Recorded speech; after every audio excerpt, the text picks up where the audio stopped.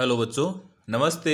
स्वागत है एक बार फिर से आप सभी का आपके अपने YouTube channel Mahesh Sharma maths classes में।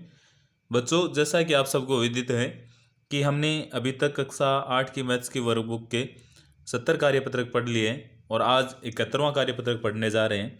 इसके अंदर में देखना है चर राशियों की समझ विकसित कर पाना। इस चर राशियों के बारे में अपन जानेंगे कि राशियाँ दो प्रकार की होती है, एक तो होती है चर और एक होती है अचर। चर राशियाँ होती है, इन्हें तो आप ऐसे समझ सकते हो कि चर के अंदर तो ए से लेके जेड तक जो भी है वो क्या होगी, चर। चर मतलब इनका मान है वो चेंज होता रहेगा। और एक होती है अचर राशियाँ। कौन सी होती है? अचर राशियाँ।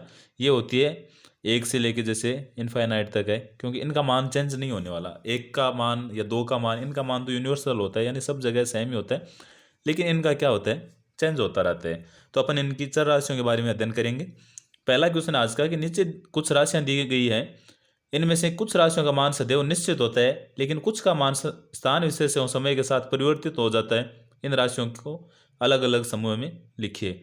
जैसे निश्चित मान वाली राशियां होगी वो तो कौन सी होगी? एचर। कौन सी होगी? एचर।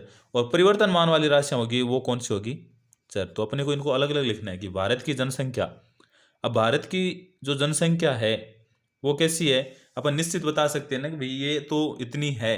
तो ये कैसी हो गई? निश्चित मान वाली राशियाँ। तो एक तो अपन लिख दें भारत की जनसंख्या, तो ये तो फिक्स बता सकते हैं ना अपन। उसके बाद में विद्यार्थियों की संख्या, ये भी फिक्स है, विद्यार्थियों की संख्या।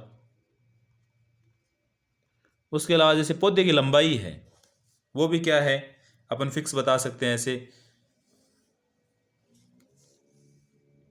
या पौधे की लंबाई है ये अपन बढ़ती हुई मान के ऐसे कर सकते हैं कि इसमें लिख दें कि पौधे की लंबाई।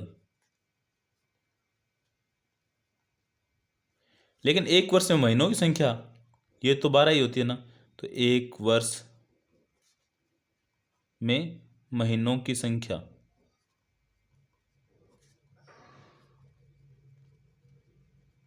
ऐसे सप्ताह के दिनों की संख्या, तो ये भी फिक्स है, सप्ताह के दिनों की संख्या। अब विद्यार्थी का कद, तो ये तो क्या है, बढ़ता रहता है, तो विद्यार्थी का कद। पौधे की लंबाई हमने लिख लिया है, 1 घंटे में मिनट, ये फिक्स है तो हम यहीं लिखेंगे 1 घंटे में मिनट, 1 घंटे में मिनट। उसके बाद अंकगणित में अंकों की संख्या, तो ये क्या है, फिक्स थोड़ी ना है, वो होता है। तो अंक गणित में अंकों की संख्या इनफाइनाइट तक चलती रहती है ना, जिसे अपन एन से डिनोट कर देते हैं।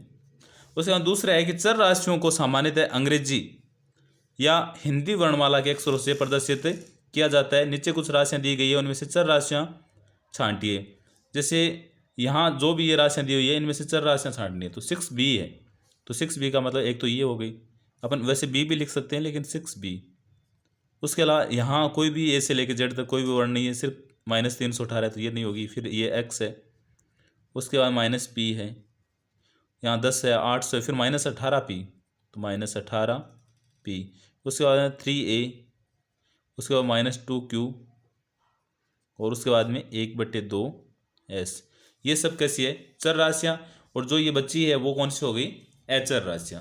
तीसरा क्वेश्चन है कि नीचे दी गई प्रत्येक आकृति का क्षेत्रफल a वर्ग सेंटीमीटर है, तो आकृति के छायांकित भाग का क्षेत्रफल ज्ञात कीजिए। जैसे ये पूरी है तो इसका कितना है?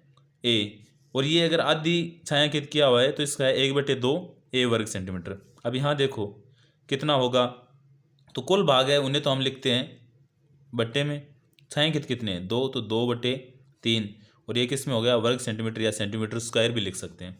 ऐसे ही यहाँ देखो कुल भाग कितने हैं, तो 1 2 3 4 इधर और 4 इधर, यानी 8 है, तो 8 तो बट्टे में आ गया। छायांकित कितने हैं? तो 2, तो 2/8 है सेंटीमीटर स्क्वायर।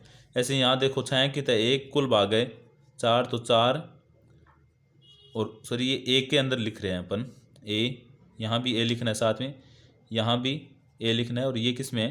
सेंटीमीटर स्क्वायर के अंदर। फिर 1 2 3 4 5 6, तो ये 6 कितने हैं? 3, और ए सेंटीमीटर स्क्वायर। ये थी, हमने चर राशियों के बारे में पढ़ा है। ये था कार्यपत्र 71। आई होप आप सबको ये क्लास पसंद आई होगी। अगर अच्छी लगी है तो लाइक करना, कमेंट करना, अपने दोस्तों के साथ में शेयर करना, ताकि जो भी अपनी नेक्स्ट क्लास हो उसका नोटिफिकेशन आपको मिलता रहे। Thank you.